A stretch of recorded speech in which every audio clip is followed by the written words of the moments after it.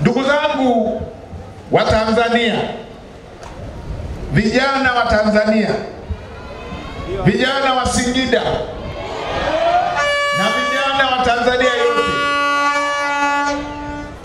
jambo moja kila wakati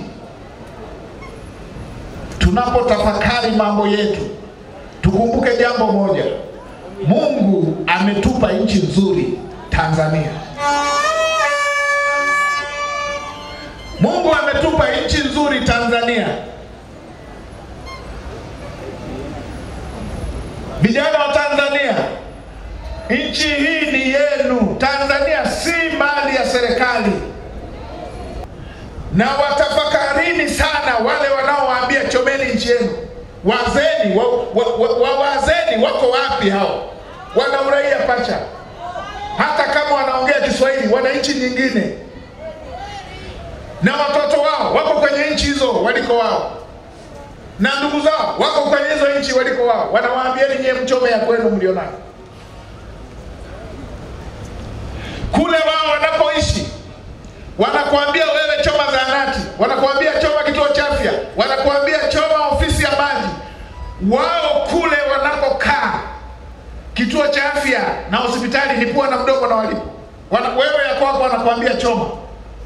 Barabara zao wanapokaa, wale wanaowaambieni nyie chomeni za kwenu, barabara zao hawaruhusu hata utupe karatasi, inaharibika barabara. Hawaruhusu hata utupe kizibo cha maji. Hata kama mtu anaongea Kiswahili, mtazame mara mbili mapenzi yake kwa nchi ya Tanzania yakoje. Na wale wanaowatuma, wanawapa na hela. Wao wanataka wanufaike na nini na nchi yetu? Na mimi niwaambie wa Tanzania, tumefikishwa pabaya sana. Watu wamejipa haki. Wao wamekuwa ndugu zake na Mungu, ni wa kweli kama Mungu. Na wengine wote nyie ni waongo. Na wengine wote nyie ni wabaya. Mmefikishwa pabaya wa Tanzania, na kila jambo tumeanza kubeba tu. Mimi niwaambieni moja, bebeni hili: Mungu ametupa nchi nzuri inaitwa Tanzania, na Tanzania hii ni mali yenu wa Tanzania.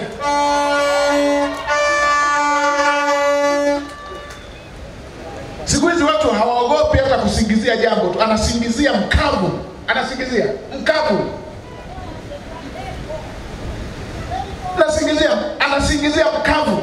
Hafanyi hata utafiti amjue mtu vizuri anayetaka kumsema. Juzi nikasikia tumechoma magari ya Esther ya mbunge wa Iramba. Magari yake yanaitwa Esther, ameaita Esther jina la mke wake. Mke wangu mimi haitwi Esther, anaitwa Neema. Na leo nilikuwa naye hapa, yuko wapi? Neema yule kwa. Anaitwa Neema.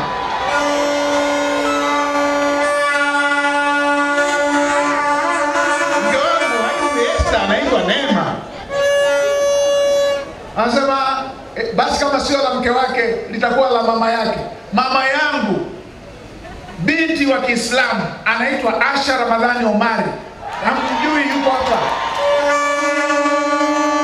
Kabadilika lini kama Esther? Mimi nimezaliwa jamii ya kifugaji. Ninyi wa Singida mnanijua. Nimezaliwa jamii ya kifugaji. Jamii ya kifugaji uruhusiwi kufanya biashara hata ya miwa. Sijawahi kufanya biashara. Hata ya miwa tumekuwa turuhusiwi. Nimeingia huku serikalini, kazi kubwa ninayofanya kwenye watoto wa mzee tuko takriban 16. Mimi ndio form 6 pekee. Mimi ndio chuo pekee. Mimi ndio nikaingia na niko na kundi la watoto zaidi ya 600. Mimi uwekezaji niliofanya ni wa kusomesha watoto. Nimeshazidi 500 watoto ninaosomesha. Sina biashara hata ya noa. Nimewekeza kwenye huduma ya watu. Na ninyi mnajua